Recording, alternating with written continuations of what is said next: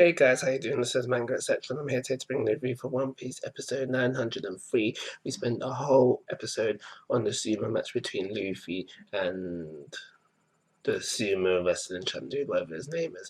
But it's because of this, the pacing is slow as per usual, and it doesn't make for an exciting episode.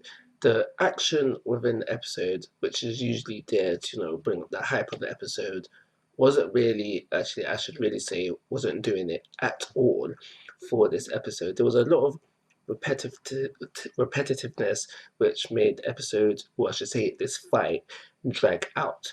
For example, if you don't know what I'm talking about, just for example, think about the whole thing where we have Luffy at the edge of the ring, almost falling out, and the same thing with the sumo champion. He was there at the same time, almost falling out. The whole back and forth of watching them falling out. This is the repetitiveness that I'm talking about, which dragged out the episode. That's just one example, and I'm pretty sure there was more, but that's just a very good example to give so you can think, oh yeah. But anyway, moving on as well. So this that dragged out the episode. Even the action within the episode was meh at best. For example, I'm talking about, there was times in the episode where Luffy is dodging the sumo's attacks, but because of the way it was animated, didn't even look like he was dodging at all. It would just look like that the sumo was attacking, and they just put Luffy in random spots within the frame. Didn't even look like he was dodging. Don't get me wrong, there was times where it did look like he was dodging, but there was times where it didn't. But because that's what it really was, I call this his DPZ style of fighting, really, because it's just really and but because it was that, because there was no fight choreography for the most part, it doesn't make for an exciting episode.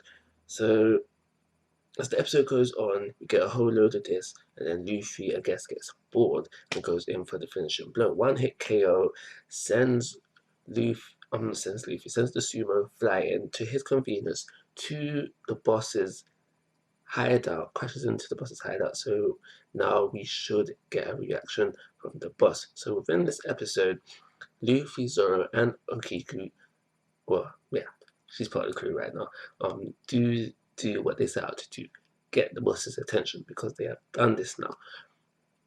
But before that, also mixed in within this episode, we see Hold'em. We see how he gets the info about the sumo getting his top knot cut off, but he's not interested in that right now. He really just wants to play with Tama, get to know the ins and outs of her devil fruit ability. But once the sumo crashes into Hold'em's hideout, you know, then things start to change there and then. Now they might get the reaction that they're looking for. So that's everything to happen within this episode. Like I say, pacing was as slow as usual. Entertainment value wasn't there, even though there should have been some, seeing as how there was a fight within this episode. It's for these reasons, they could have done this quicker.